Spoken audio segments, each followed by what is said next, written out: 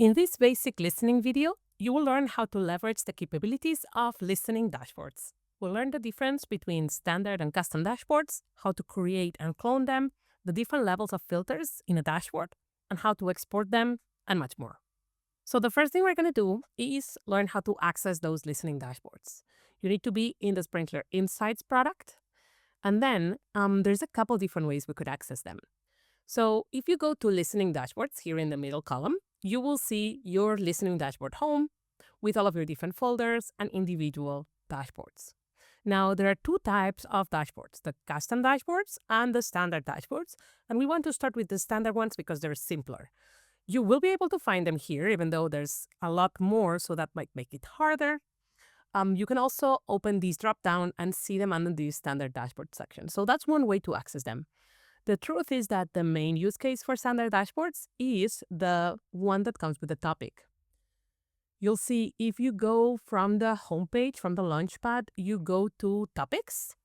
Each one of your topics comes with this little button that says View Report. And that is the most common use case for standard dashboards. This is a shortcut. I'm going to work with this fast food topic that I have over here.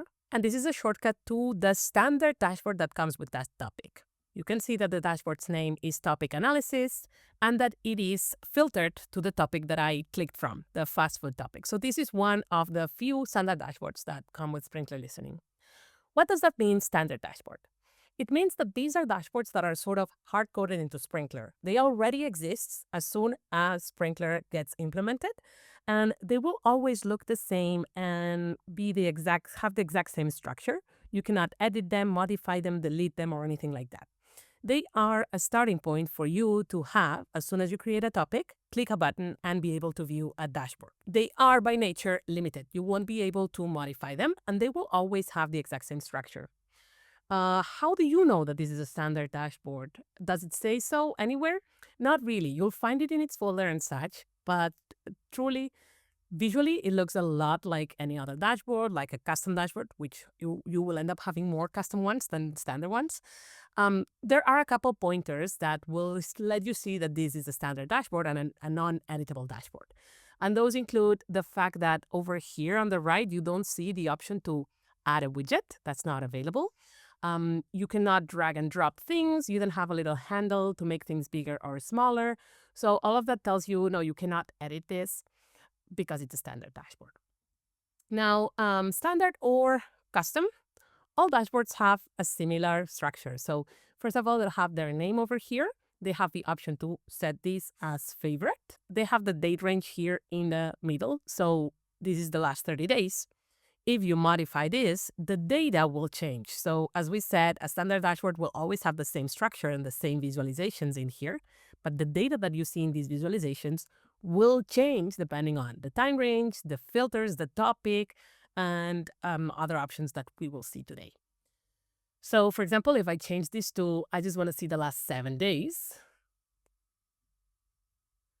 all the visualizations will change because the data I'm now visualizing on my structured dashboard, the standard dashboard, is different, is only a part of what we had before.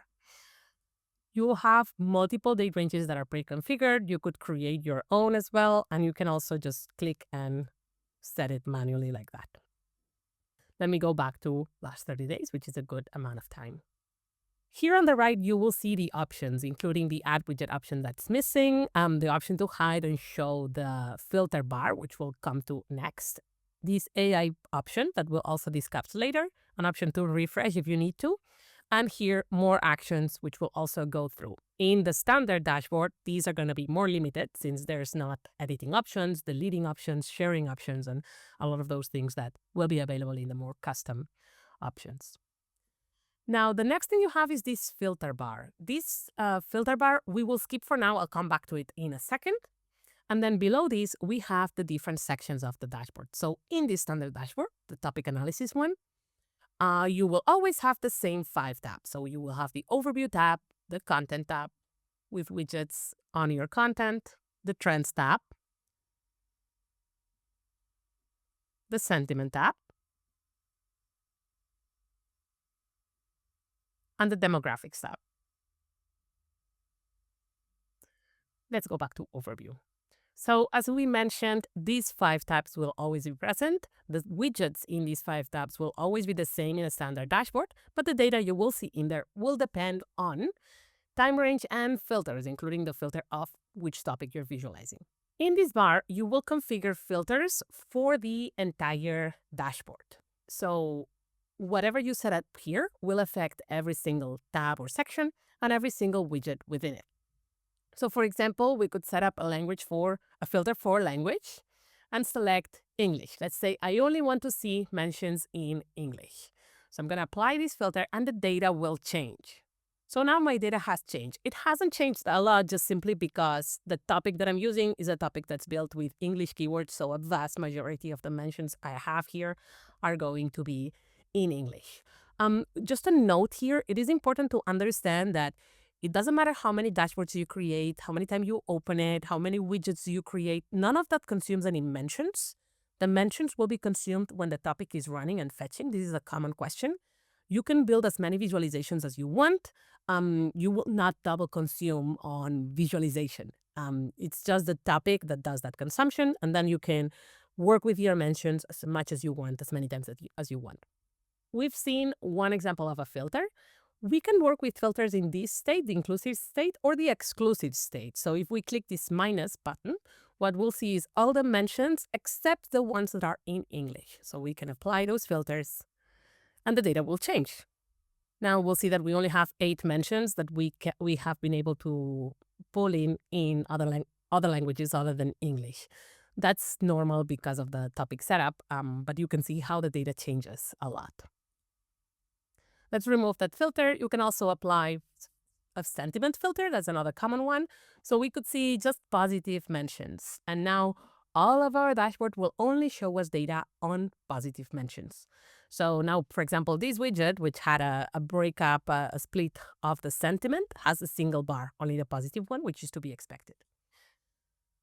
Another common filter is going to be stores. And other than this, you can apply as many filters as you want. You will see here that you have a very long list of different filters that you could apply, like country, a keyword list you could use as a filter, and the type of media. There's just so many filters that you could apply. For example, let's say you use the media type filter a lot to see if your posts are photos, videos, etc. You could set it as favorite with this little star, and that will, let's apply filter, and that will make it so that it's visible in the ribbon and easier to access. Now, if you tend to use the same set of filters together all the time, you can save those. For example, let's say English. Let's say traditional sources only. So we'll go with maybe these ones. And you can save this filter as a quick filter. So we can hit this save option. We'll call these traditional sources English. And now it will be available for us in this little dropdown. So we can quickly apply it in one click. Quick filters can be shared, so you can go ahead and share these with people on your team. For now, let's remove some of these filters. And we've shown you how to set filters in the dashboard at the dashboard level. So using the filter ribbon that you see at the top. Filters can also be set for one individual tab or one individual widget, but that will only be available for the custom dashboards. So it's time to start talking about those custom dashboards that you will soon start using. Once you've taken a look at these, they are a great starting point. So I do recommend you go and look at them first. But let's go one step further and start working with custom dashboards, which are editable and you can apply a lot more things to them. So to create a custom dashboard, first of all, you could work with something that's already in your library. So let's start with a new tab to start from the beginning. If you go to listening dashboards, you'll see all of your dashboards. So any that says custom dashboard would be a custom one. So you could just open it. Now to create one, you can also click this create dashboard button right here.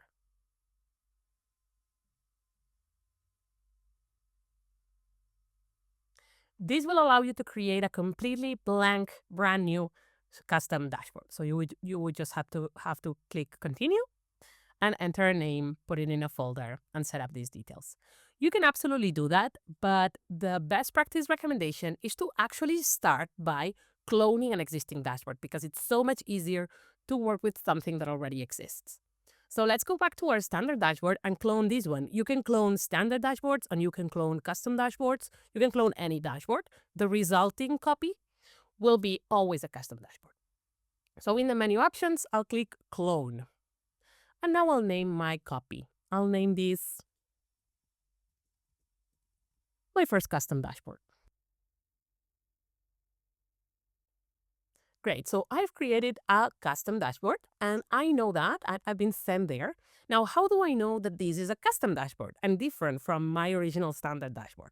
Well, as you can see, visually they're very similar, but there are a couple things. First of all, the name, but that is actually really irrelevant. You can name it whatever you want. But on here on the right-hand side, you can see that you have all of those editing options that you would never have in a standard dashboard, like the option to add new widgets to this. You will have in the menu options to edit, edit layout, delete. We'll talk about this soon. For each widget, you will also have those options, and you will also see that you're able to drag and drop widgets. You have a little handle to make them bigger or smaller. So you have all of that editing access now in this copy.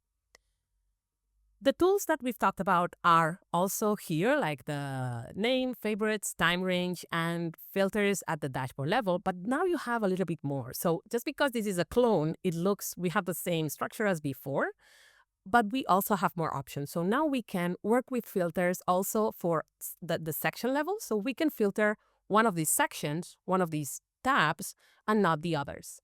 So for example, for this overview tab, we could go here to the menu option. It's kind of tiny with these 3 dots and select filter.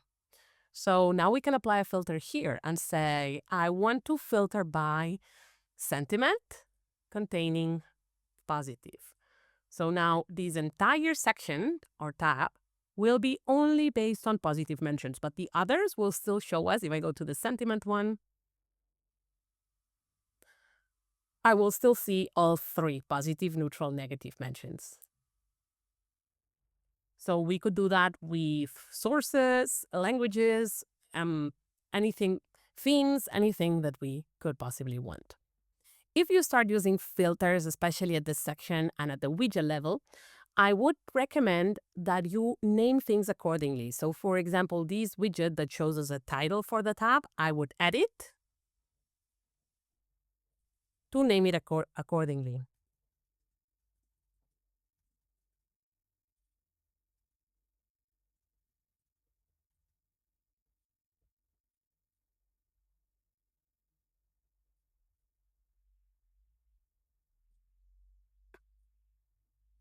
And now anybody that opens this tab will clearly understand what they're looking at. This is a best practice recommendation just to make sure that everybody understands quickly what the data is actually showing them.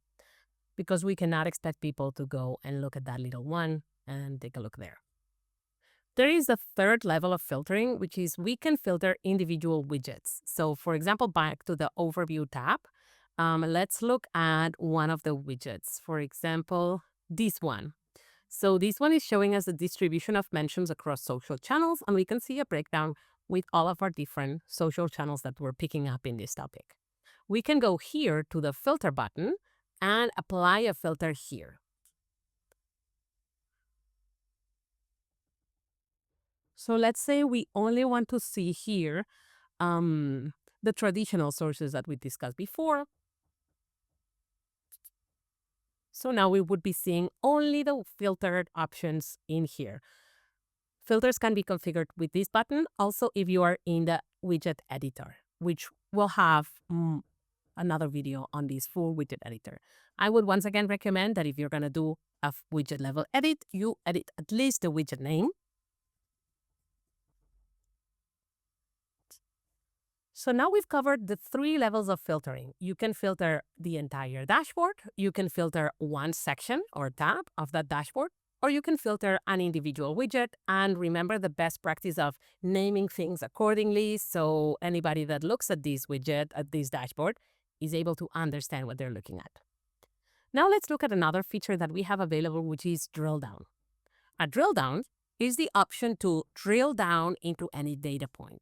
So in this example, I clicked on this one data point, which is June 26th. Every data point is going to have this capability. For example, these mentions, I could click on the positive. Now, this is not a date data point. It's a positive data point. So it has 450 mentions, and I could drill down here. Let's go back to these examples. So from here, I can drill down and see, for example, the sentiment on the June 26th data point. So notice that this is the sentiment distribution for the entire time range. And for this one data point, you can see it here that it's June 26th only. The distribution was quite different. Most of the mentions were neutral on this date. So you have to understand what this is showing you. It's going to be partial data on the data point that you clicked. Drill downs are meant to be sort of touch and go. So you click on it, you see this, and then you can close it and leave it forever. But you can work on it a little bit more. You could always close and create another drill down, but let's also see that we can expand. And now we'll see the big view of the drill down with the original widget, the drill down. And maybe we want to add more to this. So let's click again on the same spot and see, okay, we've seen sentiment. Let's see source. Let's see what the distribution of sources was on this date. Great. Oh, and TV was huge on this date. That was the big data point. That's, I remember, also different from the general trend. So we can do a drill down on a drill down. So I could say, okay, so what is the distribution of sentiment on TV? Now that would be a double drill down. So take a look at this here, 26, and then only TV. So this one was 152 mentions. This one is 130 mentions. So that's a double drill down. We're getting pretty advanced here. Let me delete this one because I don't want to go that deep. And let's click again on the same data point. And I'm going to show you the third one, which is a very popular drill down, and that is show conversation string. That will show us the actual individual mentions that make up this data point, the 152 mentions, and we can read each of them. Now, with the recent releases of Sprinklr, we do have AI Plus available as well. We can use the generate summary drill down option, which will show us an AI drill down of this data point. So the Sprinklr AI has been able to summarize what was noticed on this data point, the June 26th. All right, let's close this. And now we can close out this drill down. Drill downs are meant to sort of be something that you create, get some info on, and you close. But if you like to keep this drill down, you can click the Add to Dashboard option. And then you would be able to create a section or tab with the information on your drill down. We're going to name it, and we can create a new dashboard for this, or we can use an existing dashboard.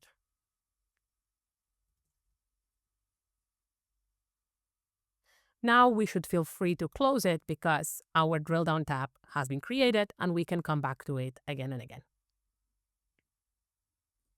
So we've seen one of the AI features that Sprinklr has available, which is the AI drill down option right here. And we've seen that it's able to summarize the key points. It's able to extract from one single data point that we click on. This would be available here if we want to do the same for the positive mentions and see what the AI has to say. Any data point is available for drill down, including the AI drill down. One of the other AI features is going to be the widget analysis AI features, which you can see here. Let's see, for example, for this widget, let's do the widget analysis. And this is going to be similar to what we saw on a drill down. So Sprinklr AI Plus is analyzing our widget, and it's going to find some highlights on the different areas of this widget. But now it's not a single data point in the widget, it's the entire widget. In this case, because we're looking at a source distribution widget, it's detecting different elements on the different sources that the widget has. So we can take a look at these and read it and get the insights. We can also pin it to the widget. So with this option, our widget is going to include an AI summary that we can then read and refresh if we change things in the future. This makes the widget big, like a 100% wide. We can make it a bit smaller and maybe make this one smaller too so they fit together.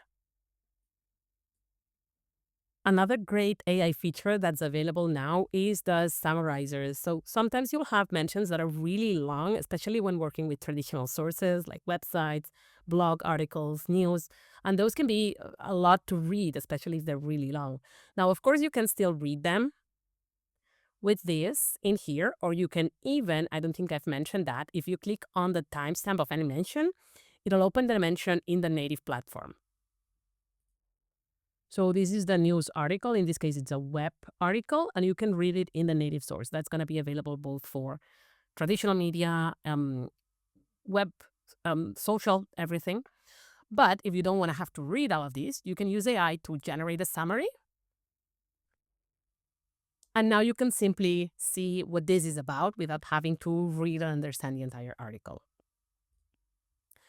And last but not least, we have the entire dashboard AI, the Sprinklr Copilot. And you can ask this Copilot to, for example, summarize the dashboard, or you can ask your own question. Let's go with summarize dashboard. So we're going to have some insights on the entirety of the dashboard, not any individual widget. We're also going to have some suggestions of other questions we could ask, or we could just ask a question that we type in with a prompt. So let's finish this training video with the options that we have available for the dashboard, for each section, and for each widget. So for the dashboard, we know how to filter it. We know that we can add widgets. That will be covered in its own separate video. A couple important things to know is that we can share dashboards. Anytime you create a custom dashboard, it will be private to you. So using this, you'll be able to share it with other users, with everybody, which might not be the right choice because a lot of users will have a lot of dashboards if you start doing that. The best practice is to share with the user group. So it's dynamic as people come into a user group or leave it and they change positions in the company. Your user group sharing will remain intact. You can also share to a persona if you're using that setup. If you want to share it externally, you do have the option to create an external link. With this, you'll have to specify an expiry date because you don't want your links to be indefinitely out there. So set up an expiry date, and after this date, it will not be available anymore. Auto-sync will mean that any changes you make to the dashboard will be visible. Now, the date range is rolling, so if somebody does access this next month, they will see the 30 days before the date they access and not this time range. It's going to be the last 30 days portion. And you can also password protect your link. Rolling time range is what I just mentioned, but the last 30 days is auto rolling by itself. This would only apply if you manually click on dates. And then you're going to generate the link. I'm not going to password protect for this example. And you can copy this link. The publicly facing option of this looks like this. So make sure that you name things correctly, but it looks quite similar to the original. Now let's deactivate this external link so nobody else can access it anymore. You can also export your dashboards. So with this, you will generate a hard copy in any of the formats that you select of all the tabs or just the ones that you want to include. There's also options to schedule this. So it goes out at specific intervals. It goes out to external emails, and there's all those options in this link. There's a video on this later, so we'll cover that in there. If you need to see the changes that have been made to your dashboard, see the activity trail. We do not have a Control-Z option, so these might be something that you want to use. And another important one is the option to lock your dashboard. So this is going to prevent other users or yourself actually to make any changes. You'll see the little padlock over here. It is not a complete fail-safe because if somebody has the permissions enabled, they could unlock and then make changes to your dashboard, but that would not be accidental at least. Then for individual tabs, things that we can do, we can, as we saw, we can filter them. We can edit, which would be simply changing the name. We can delete tabs. We can also delete the dashboard. I didn't mention that one. We can duplicate tabs. And we can also, with the Add to Custom Dashboard option, we can send a tab to a different dashboard. So we would select one dashboard from our list, and we would send the entire tab over there, a copy of it. Then for individual widgets, we have options. A few are out here, like the option to see different visualizations. So for this one, for example, we could go with pie chart. That's a good visualization for this. But others will make not so much sense, right? For example, word cloud for sentiment distribution will give you just the 3 words, positive, neutral, and negative, and their sizes would be the size of that portion of data. Pick one that you like and that also makes sense with the data itself. And on some of them, you will also have some quick actions to change the metrics and the dimensions that you're seeing without having to go to the full editor. In the widget options, you will have the option to edit the widget. This will open the full widget editor, and we'll cover that in its own video. You can delete the widget. You can lock this one widget, move it to a different tab on our list. You can duplicate it, make a copy.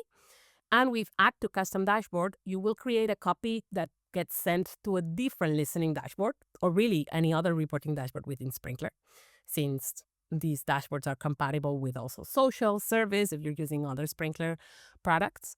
You can export an individual widget, so you don't have to export the entire dashboard. You can go with only one widget. And another interesting one is the option to create an alert. So you would be able to create an alert that notifies you of some anomaly on this widget. You would start with this, and then there's more on this on its own separate video on alerts. So now you've seen how to work with listening dashboards. We've learned the difference between a standard dashboard and a custom dashboard, which you can edit and make a lot more changes to. And we've seen the 3 levels of filtering. We've learned about some AI capabilities. We've learned about drill down, and we've seen some of the options that are available for the dashboard, for each tab, and for each widget. Now you have a basic understanding of listening dashboards. There's lots to learn here, so jump into Sprinklr and start trying it out.